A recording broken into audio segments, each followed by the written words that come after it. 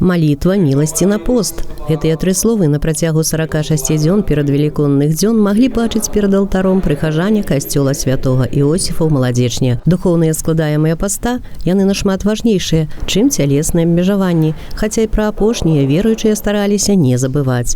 У перадвелікодны тыдзень у храмах узгадваюць пра апошнія падзеі зямнога жыцця Хрыста. Кожны дзень служыцца імша, прыхажане стараюцца пабываць на споведзі. Пасха стала адным з галоўных царкоўных святаў пасля ўзнікнення хрысціянства. І ксёндз-пралат Эдмунд Даўгіловіч-Навіцкі ў сваім прывітальным слове пастве з нагоды Вялікадня адзначыў: гэта дзень перамогі.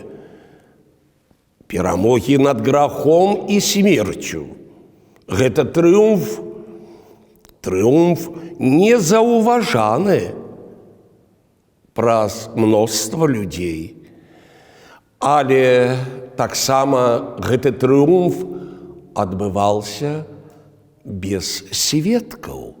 Таму папа Бенедыкт XVI сказал, што праўда пра уваскрашэнне Хрыста – гэта першая праўда, у якую мы верым.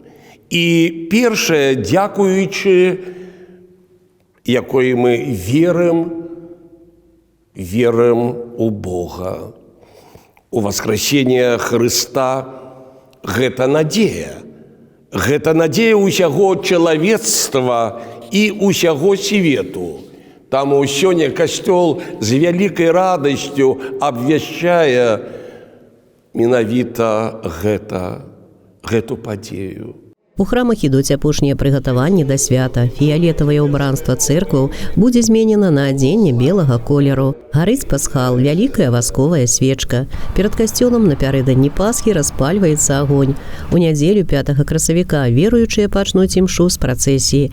Свята Вялікадня доўжыцца ў католікаў цэлую актаву. Службы адбываюцца і раніцай, і вечарам. Прынята лічыць, што сваёй крыжовай смерцю Хрыстос узяў на сябе грахі ўсяго чалавецтва і мінулых пакаленняў і будучых. Таму веруючыя стараюцца ў гэтыя дні больш увагі ўдзяляць малітве, наведванню касцёльных службаў і справам міласэрнасці. Віншуючы з радаснымі святамі надзеі, давяраю ўсіх вас маці уваскрослага Пана, нашай Багародзіцы Марыі, і благаслаўляю усіх, хто в касцёле, хто в шпіталях, кто в домах престарелых, кто терпит и молится за нас. У имя Отца и Сына и Духа Святого. Амин. Алла Маркелова, Дмитрий Пятенок, МКТБ.